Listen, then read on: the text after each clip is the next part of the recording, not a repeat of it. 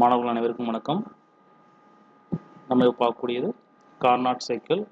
அது பேஸ் பண்ணி இருக்கக்கூடிய ப்ராப்ளம் வந்து பார்த்துக்கிட்டு இருக்கோம். ஏற்கனவே ஒரு ப்ராப்ளம் பார்த்துருக்கோம். ரெண்டாவது ப்ராப்ளம் பாருங்கள். A Carnot engine working between 650 degrees Celsius and 310 degrees Celsius produces 150 kilojoule of work. Find one thermal efficiency and heat ordered during the process. அதாவது இந்த கார்னாட் இன்ஜினுடைய working temperature in between 650 degree Celsius and 310 degree Celsius ஓகேங்களா. And produces 150 kilojoule of work. W வந்து 150 kilojoule. என்னென்ன கேட்டிருக்காங்கன்னா thermal efficiency கேட்டிருக்காங்க, then heat order during the process கேட்டிருக்காங்க, Q and thermal efficiency கேட்டிருக்காங்க ஓகேங்களா. given data பாருங்க, எடுத்து எழுதிக்கோங்க. Maximum temperature of this cycle T1 650 kelvin. So அதாவது இங்கே டிகிரி செல்சியஸ் இங்கே கெல்வின் இருக்குது. ஒரு சின்ன கரெக்ஷன் வேணும்ல. ப்ராப்ளத்தில் கொடுத்துருக்கதே நினைக்காங்க கெல்வின் தான் கொடுத்துருக்காங்க ஓகேவா. ஸோ அதை அப்படியே செஞ்சுருக்காங்க பாருங்கள், சேஞ்ச் பண்ணியாச்சு. 650 kelvin maximum temperature of the cycle T1 650 kelvin. Minimum temperature 310 kelvin. T2 வந்து 310 கெல்வின் ஓகேங்களா. தென் வேறு என்ன கொடுத்துருக்காங்க, W கொடுத்துருக்காங்கல்ல, 150 kilojoule of work. W is equal to 150 kilojoule எழுதாமல் இருக்குது. W is equal to 150 kilojoule ஓகேங்களா. டு ஃபைண்ட் என்ன பார்த்தீங்கன்னா thermal efficiency and heat supplied Q ஓகேங்களா.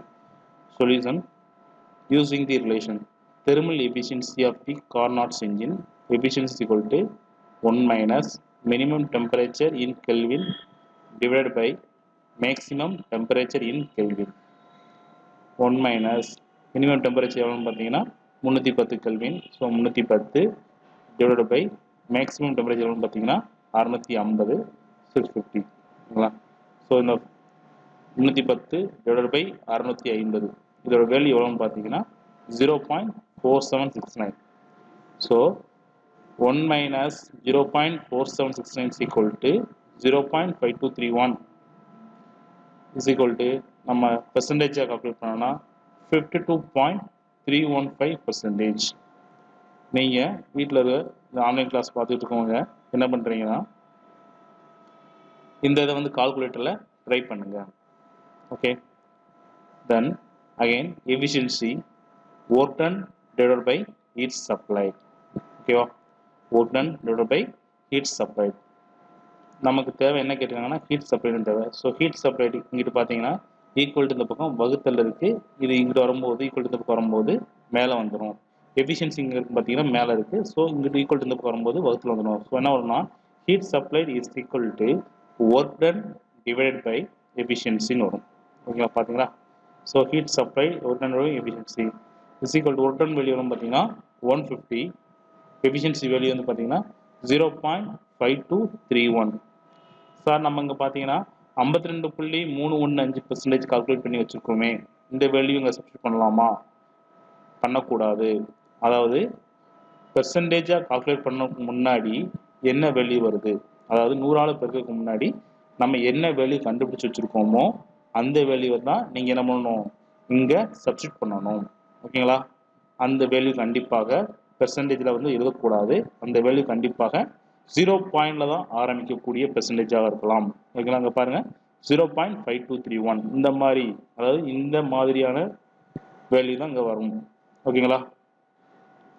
heat supplied is equal to work done divided by efficiency is equal to 150 divided by 0.5231 is equal to 286.752 kilojoule. Okay, ஃபைனலாக answer எடுத்துக்கோங்க. Efficiency வந்து 52.315%. Heat supply பார்த்தீங்கன்னா 286.752 kilojoule. அடுத்து next problem number 3. A perfect heat engine working on Carnot cycle converts 1/6 of the heat input into work when the temperature of the sink is reduced to 62 degrees Celsius, the efficiency is doubled. அதாவது எப்போ வந்து சிங்கோட temperature வந்து 62 degree Celsius reduce ஆகுதோ அப்போ வந்து efficiency வந்து double ஆகுது. ஓகேங்களா? Find the temperature of the source and sink. இந்த type of source and sink இதை வச்சு கேட்கக்கூடிய ப்ராப்ளம் வந்து ரொம்ப ரொம்ப முக்கியமான ப்ராப்ளம், அடிக்கடி கேட்கக்கூடிய ப்ராப்ளம். ஓகேங்களா? Source and sink. சோர்ஸ்னா வந்து ஹையர் டெம்பரேச்சர், சிங்க்னா வந்து லோயஸ்ட் டெம்பரேச்சர். ஓகேவா? இங்கே ப்ராப்ளத்தில் இருக்கும்போது a perfect heat engine working on Carnot cycle converts 1/6 heat input into work when the temperature of the sink is reduced to 62 degrees. The efficiency is doubled. அதாவது engine வந்து work ஆகுது, அப்போ வந்து heat supply பண்ணும்போது நமக்கு 1/6 of the work வந்து நமக்கு கிடைக்குது, அவுட்புட் வந்து கிடைக்குது. தட் இஸ் எஃபிஷியன்சி கிடைக்குது. ஓகேங்களா? அதே மாதிரி சிங்கோட டெம்பரேச்சர் வந்து 62 டிகிரி செல்சியஸ் வந்து ரெடியூஸ் ஆகும்போது நம்மளுடைய எஃபிஷியன்சி வந்து டபுள் ஆகுது. Find the temperature of the source and sink. அதாவது நமக்கு சோர்ஸ் அண்ட் சிங்கோட டெம்பரேச்சர் கொடுக்கல, ஆனால் வந்து அந்த டெம்பரேச்சரை கண்டுபிடிக்கணும். அதோடைய எஃபிஷியன்சியை வந்து எப்போ டபுள் ஆகும்னு சொல்லியிருக்காங்க. அதே மாதிரி அதோடைய நார்மல் எஃபிஷியன்சி எப்படி இருக்கும்னு சொல்லியிருக்காங்க. கிவன் டேட்டா பாருங்க. The engine converts 1/6 of the heat input into work means the efficiency is equal to 1/6. இதோட வேல்யூ வரும் பார்த்தீங்கன்னா 0.167. ஓகேங்களா? அதாவது இன்ஜினுடைய கன்வர்ஷன் பார்த்தீங்கன்னா 1/6 ஆஃப் தி ஹீட்டை வந்து ஒர்க்கை மாற்றுது. அதனால என்ன பண்ணுறோம் அப்படின்னா என்ன அர்த்தம் அப்படின்னு பார்த்தீங்கன்னா எஃபிஷியன்சி வந்து 1/6, அதான் 0.167. ஓகேங்களா? Let T2 be the temperature of the sink after the efficiency is doubled. இப்போ T2 வந்து பார்த்தீங்கன்னா டெம்பரேச்சர் ஆஃப் தி சிங்க்னு எடுத்துக்கோங்க. அதோட எஃபிஷியன்சி டபுள் ஆன பிறகு பாருங்க, T2 is equal to 62 degree Celsius. ஏன்னா அதோட டெம்பரேச்சர் வந்து 62 டிகிரி செல்சியஸ் வந்து ரெடியூஸ் ஆகும்போது அதோட எஃபிஷியன்சி வந்து டபுள் ஆகுது. ஓகேங்களா? So T2 is equal to 62 degree Celsius in கெல்வினா பார்க்கும்போது 62 + 273 is equal to 335 கெல்வின். ஓகேவா? அவனோட எஃபிஷியன்சி டபுள் ஆகணும்னு என்ன அர்த்தம்? எஃபிஷியன்சி வந்து டபுள் ஆகிறதுக்கான எஃபிஷியன்சி பவர் டேஷ். ஓகேங்களா? அதோட இடத்துல வந்து டேஷ் போடுறோம். Is equal to 2 × 0.167 is equal to 0.334. Okay, இதான் வந்து நமக்கு என்னது கிவன் எல்லாம் கொடுத்துருக்காங்க. ஓகேங்களா? அதோட டெம்பரேச்சர் T2 நம்ம அசியூம் பண்ணும்போது அதோட எஃபிஷியன்சி டபுள் ஆனால் இந்த வேல்யூ கிடைக்குது. முதல்ல அதோட எஃபிஷியன்சி வந்து கான்செப்ட் பண்ணுவோம். இது வந்து கிவன் டேட்டா தான். ஓகேவா? அடுத்து நமக்கு to find temperature of the source and sink. T1 and T2 கண்டுபிடிக்கணும். Solution: let T1 and T2 are the temperature of the source and the sink of the cycle when efficiency is doubled. Okay, T1 T2 ரெண்டுமே வந்து temperature of source and sink இருக்கும்போது அதோட efficiency டபுளாக இருக்கும்போது அதோடைய எஃபிஷியன்சிக்குரிய formula then efficiency is equal to 1 - T2 dash divided by T1. Okay, here efficiency doubled, 0.334 is equal to 1 - T2 by T1. Here minus T2 by T1 equal to இந்த பக்கம் வரும்போது plus T2 by T1 நான் மாறிடும். 0.334 வந்து equal to இந்த பக்கம் ப்ளஸில் இருக்குது, இது ஈக்குவல் டு இந்த பக்கம் வரும்போது மைனஸில் வந்துடும். ஓகேவா? So T2 by T1 is equal to 1 - 0.334. இந்த ஸ்டெப் வந்து இந்த ஸ்டெப் எப்படின்னு தெரியுதா? புரியுதாப்பா? இந்த மைனஸ் T2 by T1 வரும்போது இங்கிட்டு இருக்குது ஈக்குவல் டு இந்த பக்கம் போகும்போது ப்ளஸ் T2 by T1 மாறிடும். 0.334 வந்து ப்ளஸில் இருக்குல்ல, இது ஈக்குவல் டு இந்த வரும்போது கழித்தல்ல வரும். ஓகேவா? T2 by T1 is equal to 1 - 0.334 is equal to 0.666. Again T1 is equal to T2 by 0.26. அதாவது இதோட வெளியே வந்து பார்த்தீங்கன்னா T2 by T1 is equal to 0.66 தான். ஸோ T1 நமக்கு தேவை. T1 ஈக்குவல் டு போகும்போது மேலே வந்துடும். ஏன்னா இது வகுத்தில் இருக்கா, 0.66 எப்படி இருக்குது, ஈக்குவலுக்கு மேலே இருக்கா, அது இங்கிட்ட வரும்போது வகுத்தில் வந்துருமா. So T1 is equal to T2 by 0.666. ஓகேவா? T2 வேல்யூக்கு பதிலாக நம்ம என்ன பண்ணுறோம், இந்த கெல்வின் வேல்யூ சப்ஸ்டிட் பண்ணோம்னா 335 by 0.666 கெல்வின் வரும்போது 503 கெல்வின். அதை வந்து நம்ம டிகிரி செல்சியஸில் கேட்டாங்கன்னா டிகிரி செல்சியஸில் மாற்றி எழுதிக்கோங்க. தென் டிகிரி செல்சியஸில் மாற்றி எழுதும்போது அதோட என்ன நீங்கள் கெல்வின்லேருந்து 273 கழிக்க வேண்டும். மிக முக்கியமானது சரிங்களா. அகைன் எஃபிஷியன்சி ஃபார்முலா பாருங்கள். 1 - T2/T1 is efficiency 0.167 நார்மல் கண்டிஷனில். 1 - T2/T1 வந்து எவ்வளோ வச்சுக்கோம்னா 503 கெல்வின் வச்சுக்கோமா. T2ங்கிறது நமக்கு தெரியும் மினிமம் டெம்பரேச்சர், T1ங்கிறது மேக்ஸிமம் டெம்பரேச்சர். மேக்ஸிமம் டெம்பரேச்சர் எவ்வளோன்னு பார்த்தீங்கன்னா 503 கெல்வின். ஓகேவா, 503 சப்ஸ்டிட் பண்ணியாச்சா.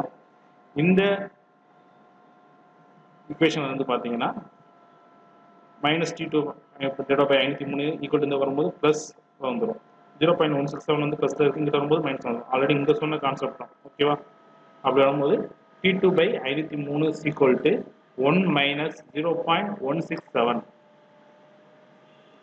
ஸோ இது வந்து கழிச்சோம்னா 1லேருந்து 0.167 கழிச்சோம்னா நமக்கு கிடைக்குது 0.833. T2/503 இது வகுத்தல் இருக்க 503 ஈக்குவல் இந்த வரும்போது மல்டிப்ளிகேஷன் வரும், பெருக்கல்ல வரும். So T2 is equal to 0.833 into 503 பெருக்குனா நமக்கு கிடைக்கக்கூடிய விடை வந்து பார்த்தீங்கன்னா T2 is equal to 419 kelvin. அதை வந்து நீங்கள் டிகிரி செல்சியஸாக மாற்றோம்னா 146 டிகிரி செல்சியஸாக மாற்றி எழுதிக்கோங்க. ஓகேங்களா. இது வந்து பார்த்தீங்கன்னா சிங்க் அண்ட் சோர்ஸ் இதை வச்சு கேட்கக்கூடிய ப்ராப்ளம், ரொம்ப முக்கியமான ப்ராப்ளம். இந்த மாதிரி சின்ன சின்ன சிம்பிள் கான்செப்டை கொடுத்துருவாங்க. நீங்கள் என்ன ஒரே ஃபார்முலா தான்.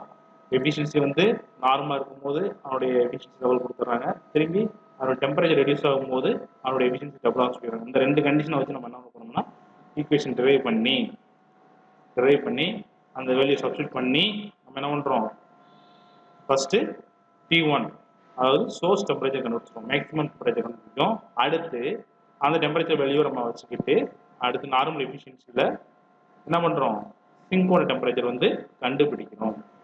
ஓகேவா. அடுத்து problem number 5. An inventor claims a new engine that will develop 2.5 kW for a heat addition of 300 kJ per minute. The highest temperature of the cycle is 1800 Kelvin and the lowest temperature of the cycle is 600 Kelvin.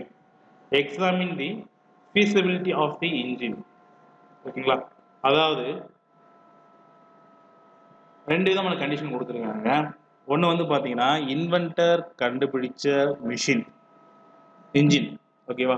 அடுத்து Carnot engine அதனுடைய temperature level கொடுத்துருக்காங்க. நீங்கள் என்ன பண்ணணும்னா ரெண்டையுமே என்ன பண்ணணும், compare பண்ணி which one of the best engine and then efficiency வச்சு நீங்கள் சொல்லணும். ஓகேவா. பாருங்க. An inventor claims a new engine that will develop 2.5 kW for a heat addition of 300 kJ per minute. 2.5 kWங்கிறது பார்த்தீங்கன்னா will develop என்ன டெவலப் பண்ணுது, work develop பண்ணுது. ஓகேவா. ஒர்க் டெவலப் பண்ணலாம் பார்த்தீங்கன்னா 2.5 kW, ஹீட் அடிஷன் பார்த்தீங்கன்னா 300 kJ per minute. The highest temperature of the cycle is 1800 Kelvin and lowest temperature cycle is 600 Kelvin. Examine the feasibility engine. ஓகேங்களா. given data பாருங்க. The work developed by the engine is equal to 2.5 kW. 2.5 kW kilojoule per second மாத்துங்க. 1 kW equal to 1 kilojoule per second. So 2.5 kW equal to is equal to 2.5 kilojoule per second. ஓகேங்களா. ரெண்டாவது heat addition Q is equal to 300 kilojoule per minute. நல்லா பாருங்க. எப்பவுமே வந்து பார்த்தீங்கன்னா kilojoule per secondலாம் நமக்கு வேணும். இங்கே வந்து பார்த்தீங்கன்னா கிலோஜூல் per மினிட்ல இருக்கு. 1 மினிட்க்கு வந்து எத்தனை செகண்ட்ஸ் பார்த்தீங்கன்னா 60 செகண்ட்ஸ்.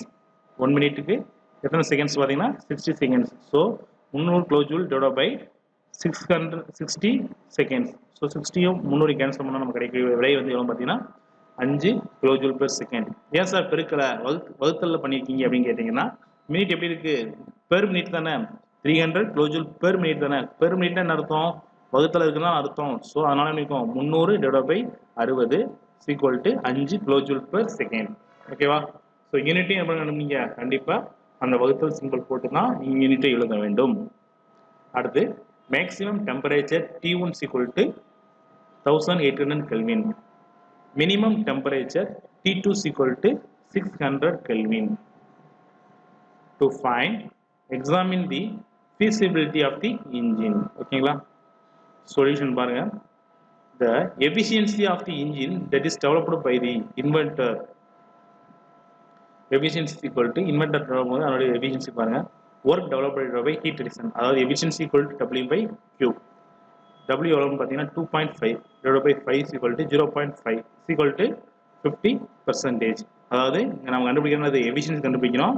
efficiency ஃபார்முலா என்னன்னு பார்த்தீங்கன்னா ஃபர்ஸ்ட் கூடிய கண்டிஷன் பார்த்தீங்கன்னா work develop by engine heat addition, இந்த ரெண்டை வச்சு நம்ம என்ன பண்ணுறோம், இந்த ஃபார்முலா யூஸ் பண்ணுறோம்னா efficiency equal to work divided by heat addition. ஓகேங்களா? So 2.5 divided by 5 is equal to 0.5 is equal to 0.5 வந்து நம்ம பெர்சன்டேஜாக மாற்றும் போது நம்ம எதாவது பெருக்கணும், 100ஆல் பெருக்கணும். ஓகேவா? அப்படி பெருக்கும்போது நம்ம கிடைக்கக்கூடிய விடைகள் பார்த்தீங்கன்னா 50%. ஓகேங்களா? அடுத்து maximum efficiency that can be developed by an engine for the given temperature limits is the Carnot engine. ஓகேங்களா? Maximum efficiency that can be developed by engine for the given temperature limits is the Carnot engine. But Carnot efficiency is equal to 1 minus T2 by T1. 1 minus T2 by T1.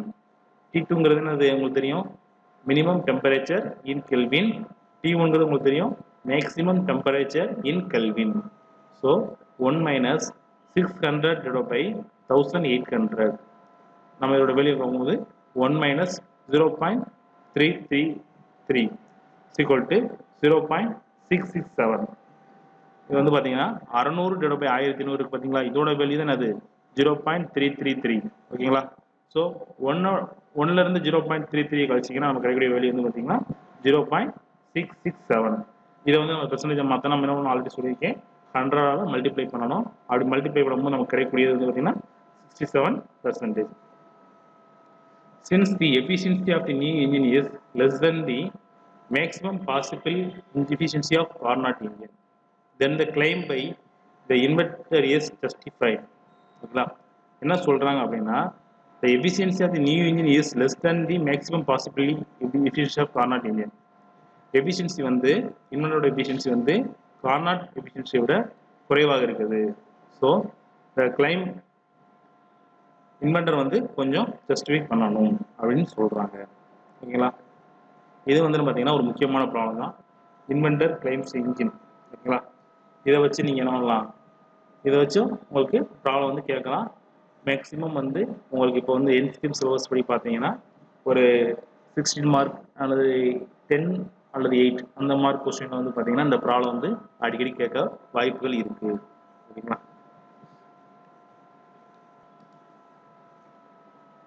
இப்போ வந்து பார்த்தோம்னா நம்ம என்ன பார்த்துருக்கோம்னா Carnot cycle. ஓகேங்களா? Carnot cycle அதனுடைய ஃபார்முலாஸை base பண்ணி என்னென்ன type of problem இருக்குது, எந்தெந்த டைப் ஆஃப் ப்ராப்ளம் வந்து எப்படி சால்வ் பண்ணுறது அதை பற்றி பார்த்துருக்கோம். ஓகேங்களா? மேக்ஸிமம் பேசிக்காக வந்து அவருடைய எஃபிஷியன்சி ஃபார்முலா வச்சு கேட்கலாம். அப்படி இல்லைன்னா ஒர்க் டன் ஹீட் சப்ளைட் அதை வச்சு நான் அவங்களுக்கு ப்ராப்ளம் வந்து கேட்குறதுக்கு வாய்ப்புகள் அதிகம் இருக்குது. ஓகேங்களா? அடுத்து வந்து பார்த்தீங்கன்னா பிகோஷின் வரும்போது இந்த சோர்ஸ் சிங்கு இதை பேஸ் பண்ணி ப்ராப்ளம் வர வாய்ப்பு இருக்குது. அதே மாதிரி இன்வென்டர் கார்னாட் இந்த எஃபிஷியன்சியை பேஸ் பண்ணி உங்களுக்கு வந்து ப்ராப்ளம் வந்து வர வாய்ப்புகள் இருக்குது. ஓகேங்களா? ஸோ கார்னாட் சைக்கிள்ங்கிறது ஒரு இம்பார்ட்டன்ட் டாபிக் தான். அதையும் நீங்கள் என்ன பண்ணலாம், அதை நீங்கள் ரிவைஸ் பண்ணிக்கோங்க. ஸோ நெக்ஸ்ட் கிளாஸ் வந்து பார்க்கும்போது நம்ம என்ன பார்க்க போனால் ஆட்டோ சைக்கிள், அடுத்து ஜூல் சைக்கிள், டீசல் சைக்கிள், அதுக்குரிய டெரிவேஷன் என்னென்ன, அதோட டைப் ஆஃப் என்னென்ன ப்ராப்ளம் இருக்குது, எந்தெந்த மாடல் ப்ராப்ளம் இருக்குது. இப்போ வந்து பார்த்தீங்கன்னா அடுத்து நம்ம பார்க்கக்கூடிய ப்ராப்ளம் வந்து பார்த்தீங்கன்னா ரொம்ப ஈஸியாக தான் இருக்கும். அதுக்கு வந்து பார்த்தீங்கன்னா நம்ம ஃபர்ஸ்ட் யூனிட்டில் பார்த்தோம்ல, ஃபர்ஸ்ட் யூனிட்டில் அந்த டைப் ஆஃப் ப்ராசஸ் பார்த்துக்கோம்ல, adiabatic process, isothermal process, constant volume constant pressure process, அதுக்குரிய வந்து ஒரு சில ஃபார்முலாஸ் வந்து ஒன்ஸ் நீங்கள் ரீகால் பண்ணுற மாதிரி வரும். அதனால் ஆல்ரெடி நான் சொல்லியிருக்கேன், ஃபர்ஸ்ட் யூனிட்டில் ப்ராப்ளம் சால்வ் பண்ணணும்னா கண்டிப்பாக வந்து அந்த ஃபார்முலாஸ் வந்து கொஞ்சம் ரீகால் பண்ணி ஞாபகம் வச்சுருக்கணும். ஓகேவா? ஸோ அடியபெட்டிக் ப்ராசஸ் அண்டு அதை பற்றி பேஸ் பண்ணி வரும்போது பார்த்தீங்கன்னா உங்களுக்கு ப்ராப்ளம்ஸ் வந்து ரொம்ப ஈஸியாக இருக்கும். காரணம் என்னது, ஒன்லி சிம்பிள் ஃபார்முலா தான் அப்ளை பண்ணி என்ன போகிறீங்க, அந்த ப்ராப்ளத்தை சால்வ் பண்ண போகிறீங்க. ஓகேவா? ஸோ அடுத்த கிளாஸ் பார்க்குறதுக்கு முன்னாடி நீங்கள் என்ன பண்ணுங்க, இந்த ஃபர்ஸ்ட் கிளாஸில் உள்ள ஃபர்ஸ்ட் யூனிட் உள்ள ப்ராப்ளத்தை வந்து ரீகால் பண்ணிக்கோங்க.